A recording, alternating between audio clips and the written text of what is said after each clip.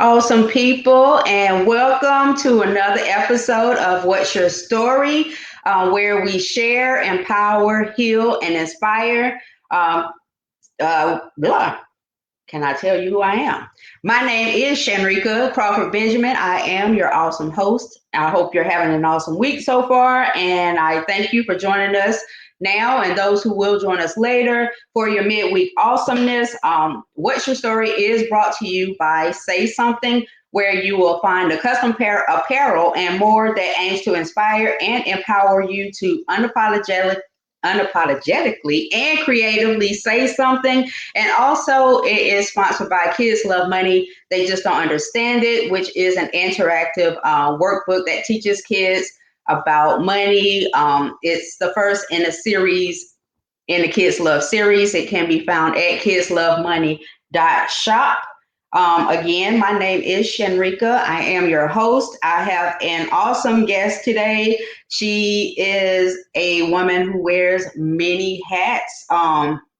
She is with Caldwell Banker. However, she has been awarded for being in the International President Circle, and also currently she is in the top 100 in the Carolinas. She is very knowledgeable. If you're looking to buy a home, sell a home, she is the person to know. But her name is Angelena McFadden. Her team is Deals with Angie. So if you want a deal done right, you need to get with Deals with Angie, get with Angelena. But without further ado, I am going to bring my beautiful guest on and let you all get to see it for yourself. Hey, good morning, beautiful. How are you? Great morning. How you doing? I am well. Thank you. Thank you.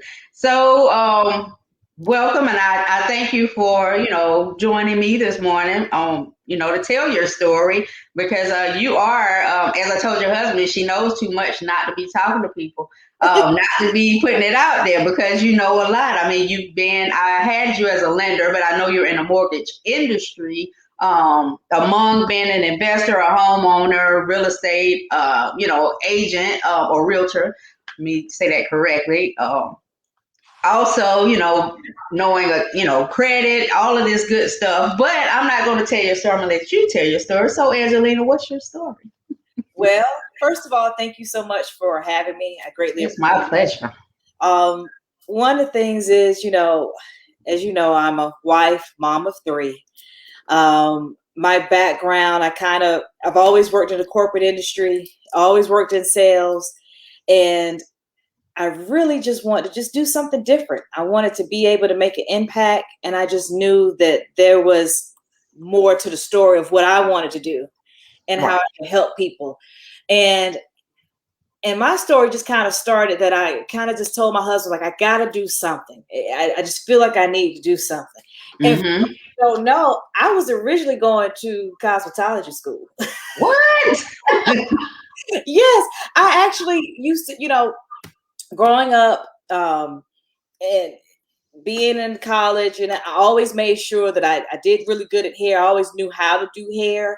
Mm-hmm. That was kind of like, okay, I'm good at that. I need to do that. And then I went searching around.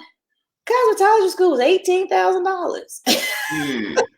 And I got accepted. I even got the financing, and then my husband was like, you need to let's go back and look at this because for those who don't know, when you go to those schools, there's a period of time to where you have to get your hours in, and you're not really able to make money like that. And he's like, hey, we got Yes. this. At our time, our children, my youngest was what, 2 then, Mm-hmm. and so a 2 4-year-old and an 8-year-old, and so he's like, let's just kind of take a step back. And so like, okay, what else do I like doing? And so I was working for a law firm where I dealt with loss mitigation. And so Mm-hmm. that was during the foreclosure boom. I did that from 2007 to 2013. Saw a lot of Mm-hmm. people lose their homes. I said, well, what else can I do with this knowledge? And then finally I was like, I'm going to go to real estate school. I'm gonna go to real estate school. And it worked out perfectly, to be honest. Yes. I felt that it was God's um his leading of me, because Mm-hmm. at that point in time I didn't know how he was gonna do it with the kids. And also with the schooling, and just so happens they was doing like a pilot system when they had special hours during the day. And so I was actually able to get a part of that system to take, be able to go in for class and be able Mm-hmm. to time for the kids, because I had small children, Right. be able to get them, so I didn't have to worry about getting a sitter, because my husband still worked in corporate America then, Mm-hmm. like 12-hour shifts. And then I was able to get schooling for, like, I think I went to real estate school for like $100 and something because I found a Mm. coupon. Okay. Coupons work, y'all. And it wasn't for that school, but I called the school I wanted to go to and they honored it. And so it just Wow. seems that everything just lined up perfectly for me to be able to go. And then Yes. when I got in, it was just like, wow, this is what I need to do. This is what I need to do. And that's what I've been doing. We've been able to grow it to whereas my husband has left corporate America. He's not a realtor, but he works on the back end side to whereas he has his business dealing with other agents, including myself, doing their Mm-hmm. transactions. And Yes. it's been wonderful. It has been. Yeah. Yeah, well, that's awesome. And things often, fall into place when we are in alignment. So, if you had went to cosmetology school, not saying you wouldn't have done well, but you would have, it would probably been a little of a struggle because I know I had long hair. I don't even like doing hair. I don't, I need a haircut right now, in my opinion.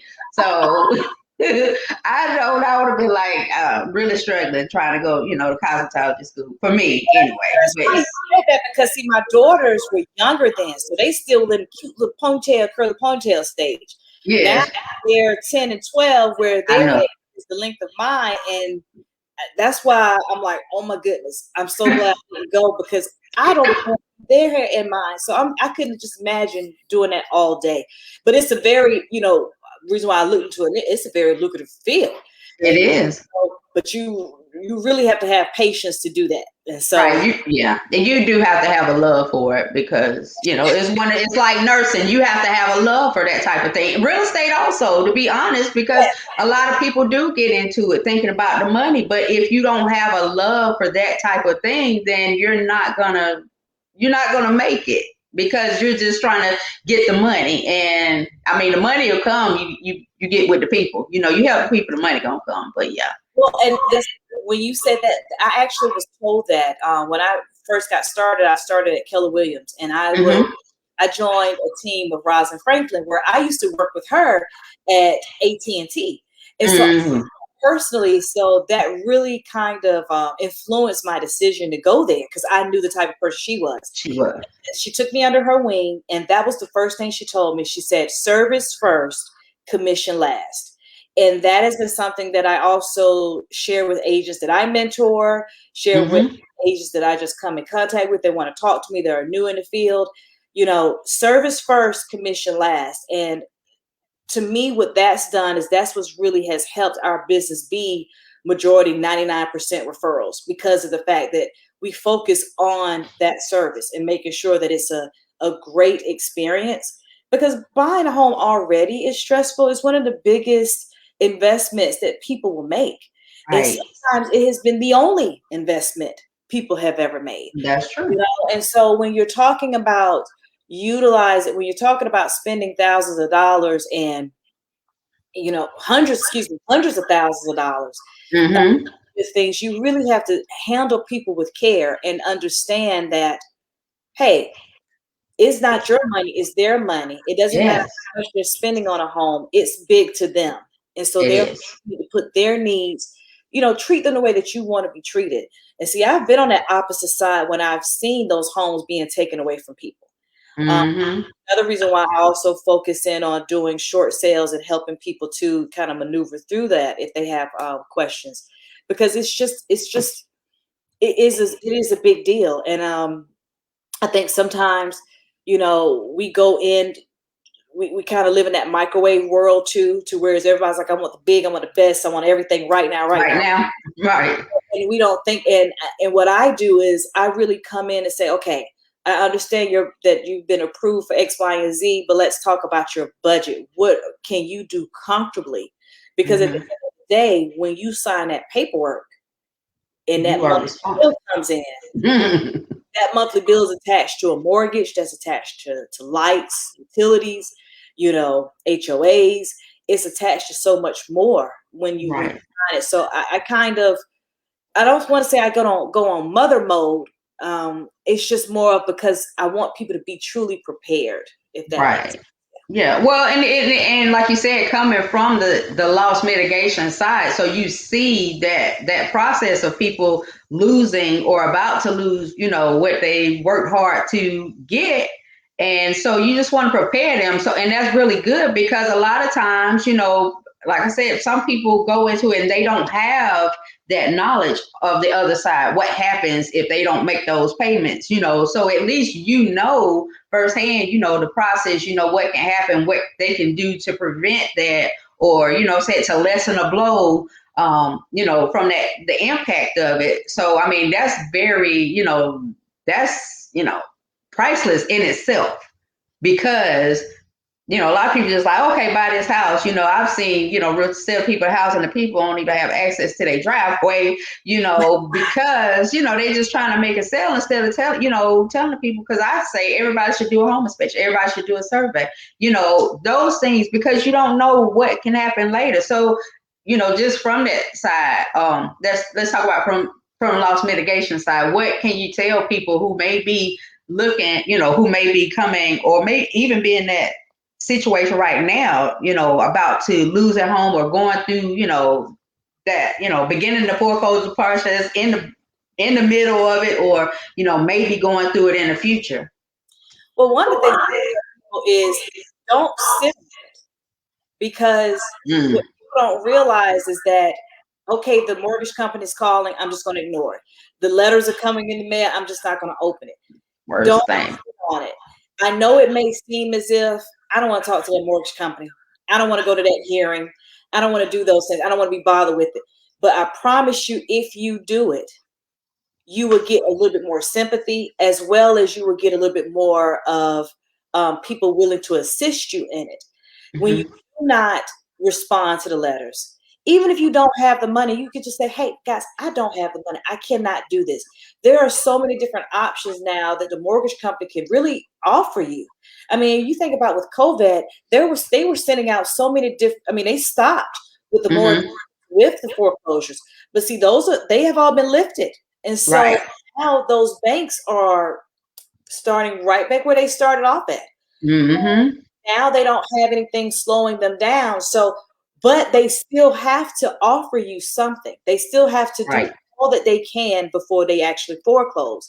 And so, with that, I tell people, go to the hearing. Even if you don't think that judge is going to listen to you, you'll be surprised that judge will, because people don't go to the hearings. Right. And you show up, that says something. Exactly. For you to show up and just say, hey, I want to be able to do this. I just can't afford to get the past due. I want to keep my house. Can they be able to work with me? They can be able to mandate for that attorney to go back to that bank and say, hey, you all need to get something in place and work with them. A lot of times people also look into bankruptcy. I say, if you're considering bankruptcy, make sure that you talk fully to that bankruptcy lawyer and understanding with the bankruptcy, how it affects you during the process and also after the process. Because that's another question that comes up a lot with people. And unfortunately, for me not being an attorney, I can't really advise them, hey, to do yay or nay. Right. And it may be, speaking of attorneys, if you're going through that, it may be that you might need to get an attorney to work for you. There are a lot of attorneys out here, especially in the Columbia area, that are Mhm. experienced with working with foreclosure, and can be able to guide you into helping you negotiate also with the banks to help you out. My thing is, just don't sit there and just let it go. And if you're having to do, and then also talk to an agent. I myself, I specialize in short sales, and and I'm not one of those people to where is, if you don't want to sell your house, I'm not going to sit here where you got to sell your house. This is what you. Right. I mean, there have been plenty of situations where I have gone into families' homes and I have sat across from a husband and wife, and the wife is almost in tears saying, I don't want to lose my house. I want to keep my house. Hmm. And I've said, okay, go back to the bank, do X, Y, and Z. And I never forget I did that because they didn't want to sell their home. They had Yeah. from the ground up. They loved it. And the wife ended up writing me a letter. Um, Wrote me a letter that she mailed to me saying how she was just so grateful because she stated how the other agents came in and they just said, well, you just need to sell. And I told her, they're doing their jobs. right. Telling you to sell is not anything that they should not have told you. But she didn't want to sell her home. And I told her, and I had to let her know that, hey, you have to take consideration where my background is coming from.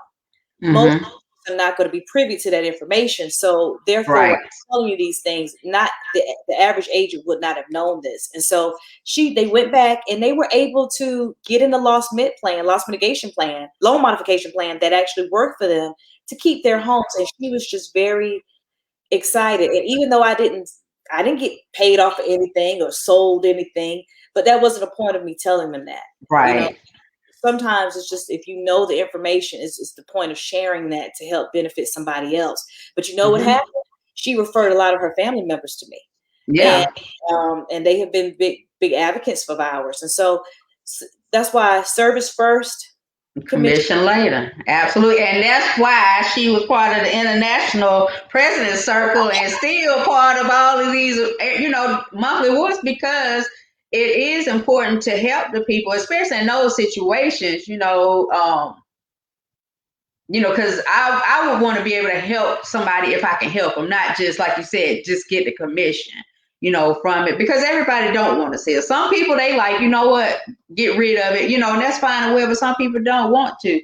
And that makes a difference. And you, like I said, having that knowledge, seen that side of, real estate or home buying or whatever you want to call it, can assist them in making better choices or making the best choice for them. At least, even if it doesn't work out that way, you've given them an option they, didn't think of or, have at the moment. Because the only thing, they saw was just selling the house, as the option.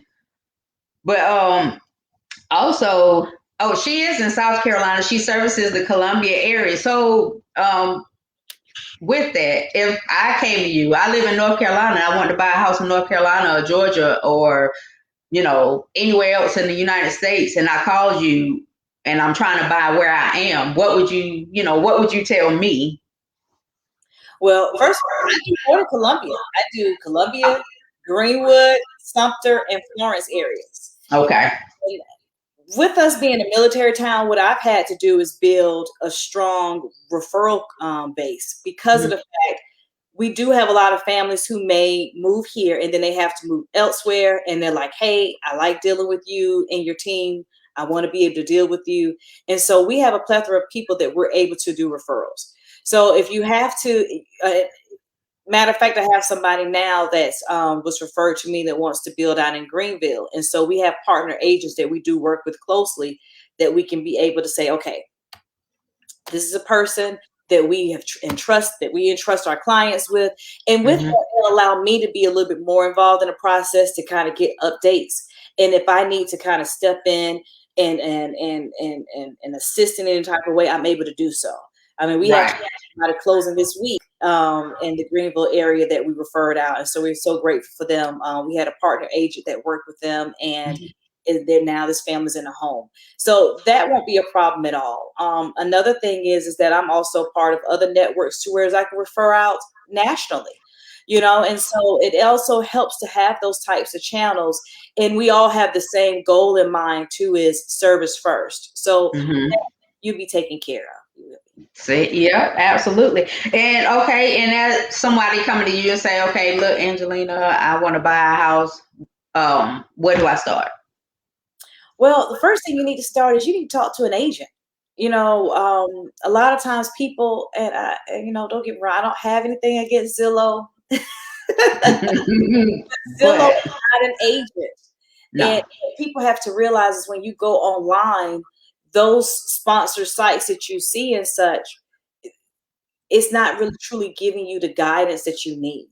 And so before you start giving your social security number, before you start calling up realtors, I want to go see a house, sit down, get with an agent, talk to them about what it is you're looking for. Tell them where you are and be open about your financial situation too. Because Right. within that point, what that agent can be able to do is say, okay, you want to bring the least amount of money to the table. Okay, well, let's look at some of these programs that which can assist you with down payment assistance, or either doesn't require a down payment. Or if you're like, hey, I need my payment as low as possible, I have money to put down. Okay, well, let's look at some of these other programs that allows you to buy down your points, or can be able to get you in the best as far as interest rates wise. That's what it's all about. Do that. Mm-hmm. And then once you have the numbers in line, then that's when you could be able to structure your searches. You could be able to find a home. And then, and what people don't realize is that no matter how many homes you see, you cannot place an offer until you have that piece of paper in hand showing that you are pre-qualified for a home. And, Right. and like right now in this type of market, when you're dealing with multiple offers, that piece of paper matters. That loan Yes. type matters. The type of lender you're using matters. The way Yes. the loan is structured is matters. You know how much you're putting down, whether if you're looking for assistance, all those things play a factor when you're putting in an offer. So you really need to get with someone that can explain that to you, and so that way you can have a plan in place. And then the next thing that you need to do is you need to have patience. We are in a different market right now. We just are. Mm-hmm. Can it change? Will it change? Is it starting to slow down? Yes. Yes. As of right now, we're in a different market, and so you need to Mm-hmm. be patient with the process. And I know that when people start buying a house, they talk to everybody who's bought a house, and everybody who's bought a house is the expert, and they're gonna tell you, well, I didn't have to do that 2 years ago. I just had to do this, and I wouldn't pay that much money for that house because 2 years. Well, is that two? What happened 2 years ago is 2 years ago. Right now, we're in Exactly. a process where everything is higher. We had to Mm-hmm. make it's been inflated. It just is what it is. But at the same time, you're also in a process too, whereas you can get money for cheap. So you have to keep those things in mind. It's not about necessarily the sales price of the home, but the ultimate amount of what you pay out for a home. Because you can Right. wait until sales prices go down. But then if interest rates go up, you're going to end up paying the same It's gonna amount be of house. right. It's You gonna have, equal out. you Kind know, of. Yeah. exactly.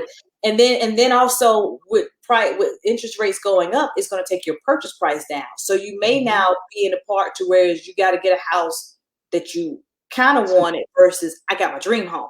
So you have to keep those things in mind. And that's why I say talk to a realtor, talk to someone who is doing this day in and day out, and not necessarily someone who just watches things on Zillow and on the news. You want to get with an agent who's actually in the trenches, who are writing those offers, who are not just writing them but also accepting them too, to know what sellers are looking at, and has a plethora of different types of lenders. That's buyers always ask, who's your preferred lender? And I always say whatever depends on your situation. Because um, one type One. It's not a one set. Yeah. One fit for all. and for what you're trying to do. So, and I tell that to agents too. There's nothing wrong with having those relationships, because you definitely want them, and I have them as Right. well. But you have to make sure that at the end of the day that you're doing what's best for your client, and your main relationship is supposed to be with you and your client, not with you and your vendor. So just do the best that you can and make sure that you're doing that. So research, find out, be willing to talk to people, and then when you get those letters, ask questions. Do lenders like it? Not all the time, but they'll be okay, because at the end of the day, like I tell clients, everybody works for you. Myself, Mm-hmm. the lender, the attorney, everybody Everybody. close is going to get paid at the end of the day. So therefore, if we have questions that need to be answered, that's what needs to be happening. Right. You need to be asking those questions and addressing them. And if they're having problems answering them, or they don't want to answer them, then you need to be looking for somebody else. And if your lender or your agent is not explaining, giving you this information or asking you these questions that Angelena is now speaking about, you might need to be calling on her. And getting your questions answered. Even if you're, preferably, I mean, I ain't gonna say preferably in South Carolina, but because she does have other people, even nationally, that she could refer you to. But still, you want to get all the information going in. You don't want to jump in. This is one time you don't want to jump out and try to build a plane going down. You want to start building the plane before you jump. Well, and just like how we was talking about with the lost mid side, You want to be whereas you're in control of the situation. You want to be Right. proactive and not reactive. And so when you don't ask those questions, or when you don't have a plan in place, now you're Mhm. being reactive to whatever's going on. When Right. you could Whew. possibly, How um, you doing? no problem. Yeah, you probably could have possibly avoided a lot of situations. And that's what we find a lot. What I tell with my short sale clients, get ahead of it, because Hmm. once the bank takes it over, there's no recourse for you at that point. Right. Once You the really don't have any choices. There's no recourse. So get ahead of it. Do what you Mhm. can now, and at least if even if you still get foreclosed on, you've done all that you can. You know you at least done all that you can. And the same thing with buying a house. Do your own research, yes, but get with a professional that can actually be able to tell you, and trust that professional, and when they're guiding you and leading you on things, because they've seen things that you're not going to see online. um, they've spoken to people in regards to situations that you're not going to see in an article, and so you need to be able to trust that agent. And if you have Absolutely. questions, they need to be able to, if they cannot at least answer them, at least assist you in finding out the answer for that, because at the end of the day, we work for our clients. It's not the other way around. Yeah, that's right. And okay, well, as a homeowner, to other homeowners, is there anything you suggest that they do to prepare themselves, or just starting the process or going through the process? What would you kind of tell them to help them, I guess, be a little more calm, or less stressed out through the process? For one, stay offline. There's nothing wrong with doing research and things of that such, but I think sometimes we are in a society now where we have an overload of information, and Yes. it's the same like when you get a rash on you and you go look it up online. It's like, oh my Now gosh, you dying. you know, you know, that's why I say get with someone. That's not to say that you shouldn't research what you're looking at, but that's why you need to also take into consideration and trust what your agent is telling you, and your lender. Um, and, and and sometimes what I found is sometimes we'll have outside influences being trusted more than the agent and the realtor. And the Right. thing is, just keep in mind, take in consideration who you're speaking with. If you're speaking with someone who only bought one home, and they had a perfect credit score of 750 and had $20,000 they put down, of course it's going to be a great experience. You know, Right. one of the things is that you got to have some sort of type of skin in the game when you're being a homeowner and becoming a homeowner, whether it is to make sure that your credit has been taken care of, Hmm. whether it is to start saving money, whether it's to positioning yourself to where you're eliminating debt. You have to have some sort of type of skin in the game, whether it's time. And so when you get into this process, and you're told yes, you could possibly be told no. Take it for what it is of what you're able to do, and understand that it's okay. If you're a first time home buyer, not everybody's going to be pre qualified for a $250,000 house. Be okay to be willing to work for what it is you want. And like I say, that's why I was saying before, we're kind of in that microwave world where we see these Hmm. pretty homes on HGTV, and that's what I want. And Right. yeah, everybody wants that, but at the same time, that comes with a cost.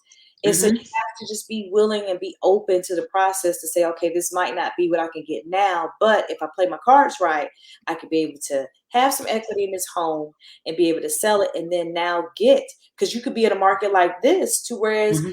you get extra money for your house to go to your Right. and Right. then for the sellers, because I'm getting the calls now. Should I sell? Should I sell? I've been telling sellers, if you know that you have been wanting to move within the next 5 years, that you need to possibly look into selling your home. I mean, right now, even if it's going to be a Right little now. frustrating to find a new place, or you may have to find temporary housing, ask yourself, is it worth losing out of 10, 20, 30, $40,000? You know, Hmm. now, don't get me wrong, to when it comes to convenience and peace, it may be worth that to people. Right. But if you know that that's something that's been in the works for you and your family to downsize, or to make a move, or to upgrade, now's the time to be able to do it, because for one, you're going to be able to get more back for your property, and not only that, money is cheap right now. So you can be able to get that newer home, or that more of that space, or even with downsizing and your payments are a little bit less than what you expected. Yeah. Okay. Well, cool. And if you want to get in touch with Angelena, she is deals with Angie. She's on Facebook and Instagram under deals with Angie. You can reach out to her website dealswithangie.net. Um, and ask her questions, or you're looking to buy, you're looking to sell. I mean, like she said, I mean, even if it's not her, get with somebody. But she's very knowledgeable, as you can see. So, I mean, to me, it would behoove you to reach out to her, especially if you're looking to buy or sell, or anywhere in that, thought process.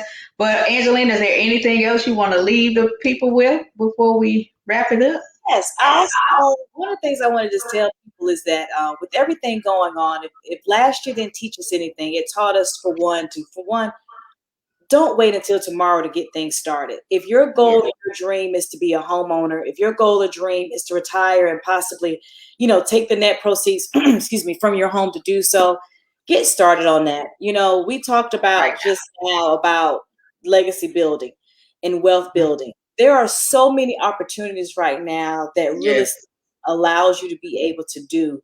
And I get excited when I talk about it because I just see how it has impacted my clients, and not only that, myself and my life personally, the Hmm. things my husband and I are able to do for our family through the channels of real estate and the connections we've made, with Yes. and the friendships we've made and colleagues. And so that is one of the things I will tell people. If it's something that you're starting thinking about, reach out to us. We'd be more than happy to speak with you. Just get started. Get started. Get started. No time like now. No Exactly. time like now. Well, I thank you so much, beautiful, for joining me this morning. Thank It you was for having me. lovely. I greatly appreciate it. This was great. We got to do this again, I Sharika. know we will. Look, I'll pull you back on here, but I will. But I'm gonna put you in the green room for a second while I wrap up, and then I'll be right back with you. All right. Thank you so much. You guys Yes, be ma'am. blessed. All right, you guys, thank you again for joining me on another What's Your Story. I, hope you found it very valuable. Angelina is a, well of information. Everybody on here that I have on here or will have on here is a mentor to me. I can learn something, and everybody you meet, you should be learning something from. But thank you again. If you're on live, I appreciate you. I value you and your time. If you're going to watch it later, I appreciate you and value you just as well. But thank you. My name again is Shenrika Crawford Benjamin. I've been your awesome host for this midweek awesomeness. Join us again next Wednesday at 10 a.m. Eastern Standard Time for What's Your Story. You all take care.